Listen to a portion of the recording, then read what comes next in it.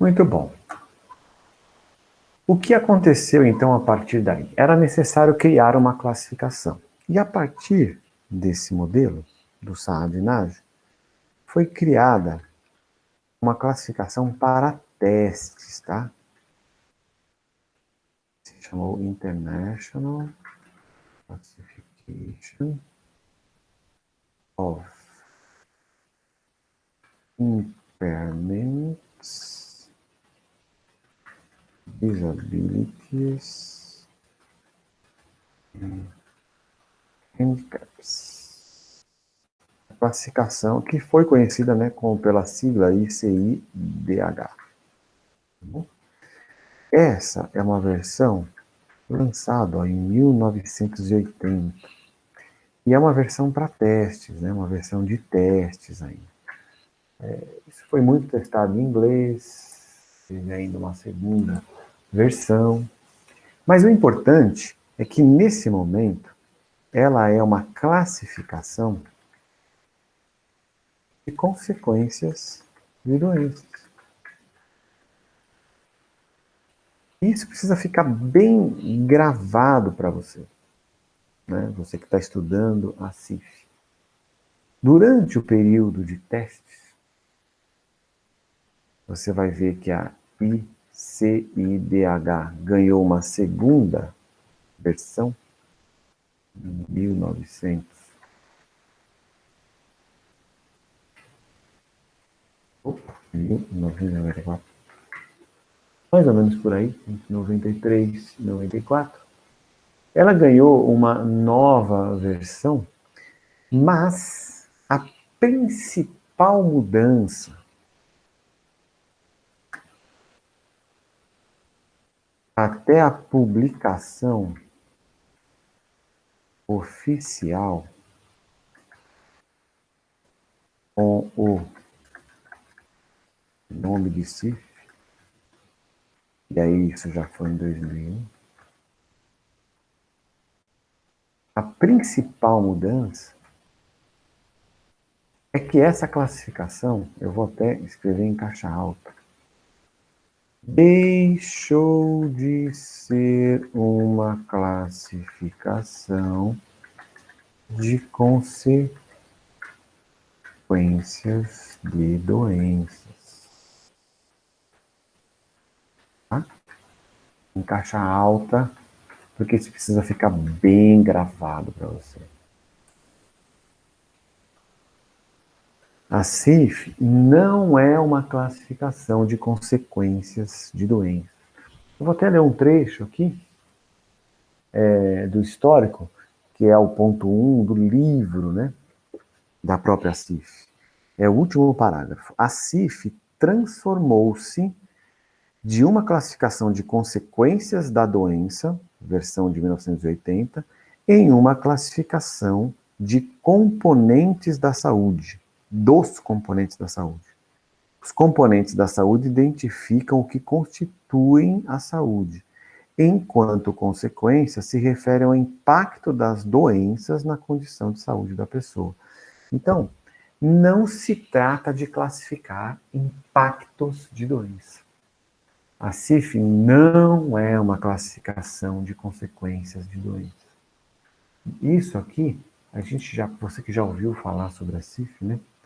Talvez você tenha ouvido falar sobre os tais OSETs por doenças. Você ouviu falar por ele? É assim, para determinada doença, quais são as categorias da CIF mais frequentemente alteradas. Esse tipo de resumo, de recorte da CIF estimula que você pense na CIF como uma classificação de consequências das doenças. Porque ela não é. Okay? Se ela não é, a primeira coisa que você precisa saber é que tanto a CIF complementa a CID, quanto a CID complementa a CIF. E outra coisa que você precisa saber é que a CIF classifica a situação de todas as pessoas. não apenas aquelas que têm algum problema. Tá? Você classifica com a CIF o estado de funcionalidade, digamos assim, de todas as pessoas. Vamos ver lá o que diz no universo da CIF, que é no item 3. Né? Muitas pessoas consideram erroneamente que a CIF se refere unicamente a pessoas com incapacidades. Na verdade, ela se aplica a todas as pessoas. E no final tem uma frase assim, em outras palavras, a CIF tem a aplicação universal. Significa aplicação universal, que eu, você, independente do fato de termos ou não, convivemos ou não com uma doença crônica, a CIF tem aplicação. Então, ela não é uma classificação de consequências de doenças. Esse é o passo importante para você entender. Quais são os objetivos da CIF? Né? A CIF tem um objetivo, que é ensinar. Ensinar sobre saúde. Então, objetivos da CIF, que é o uso educacional da CIF. Por meio da CIF, você ensina todas as coisas em saúde. Então, ela é, ela e todo o seu conteúdo, um jeito de pensar, um jeito de falar e um jeito de escrever. Um jeito novo, tá? Um jeito novo. Qual é a mudança? A mudança, basicamente, é do que a CIF chama do biomédico para o biopsicossocial.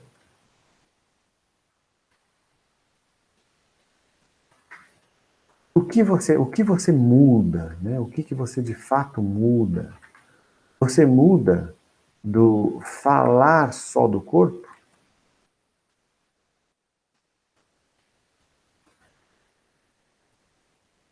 para falar do corpo e sua relação com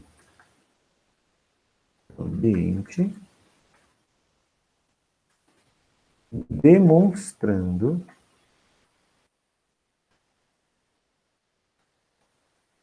as diferenças, entre a capacidade e o desempenho.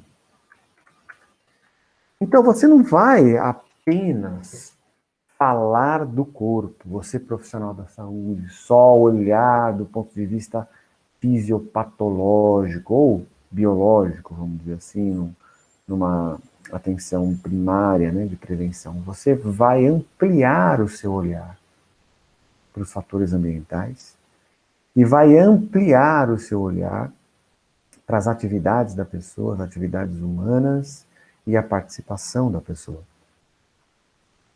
E dentro desse contexto de atividade e participação, nós vamos aprender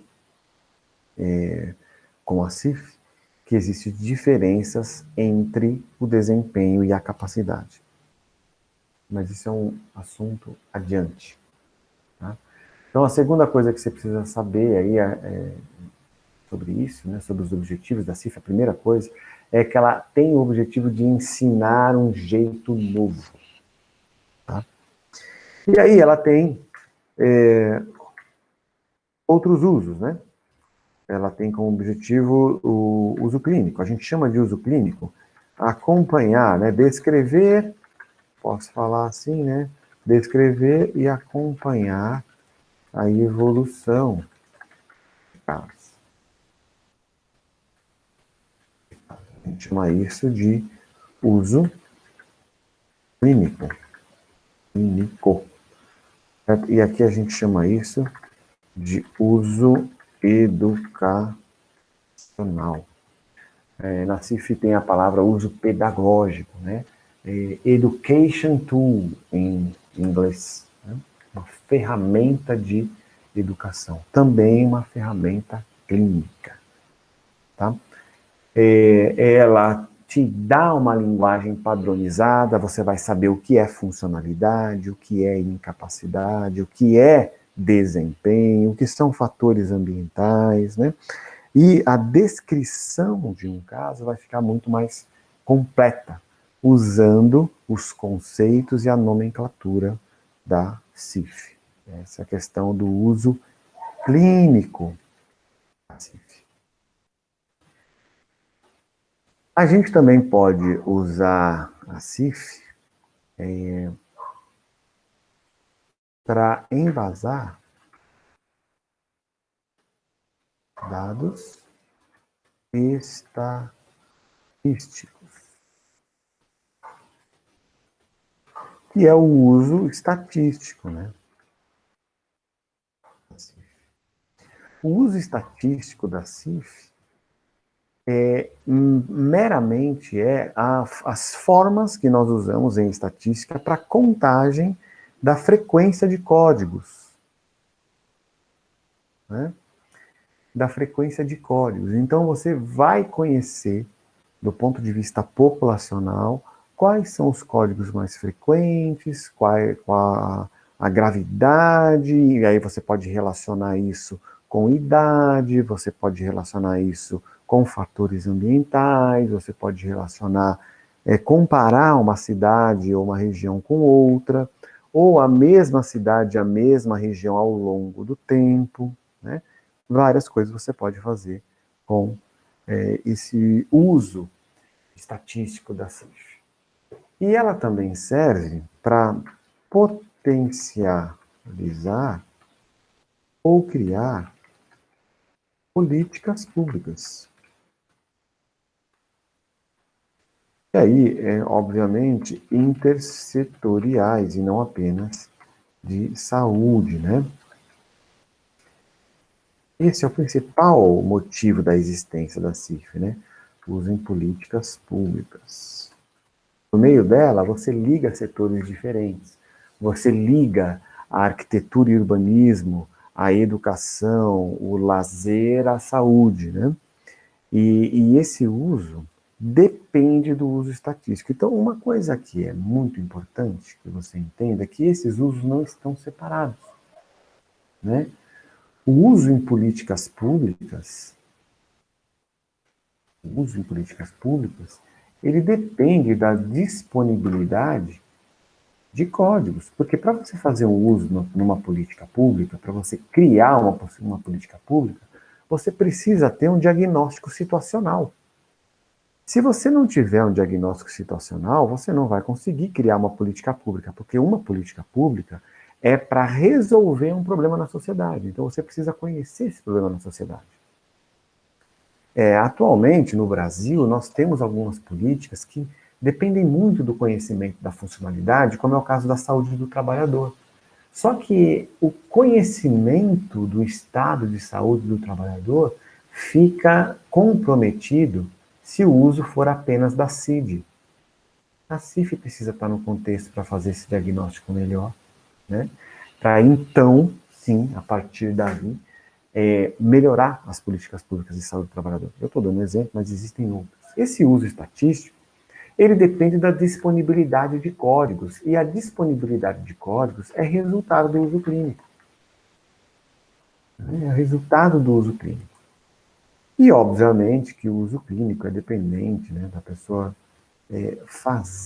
ter conhecimento, usar a linguagem, a CIF como uma ferramenta de comunicação, né? Depende do uso educacional da CIF. Então, esses usos são interdependentes. Tá? A CIF tem usos interdependentes. Okay? Como uma ferramenta universal e não mais como uma ferramenta que classificaria, né, inicialmente apenas consequências de doenças. Eu vou bem grifar aqui todas as pessoas para vocês. Ok, ficam por aqui os objetivos da CIF.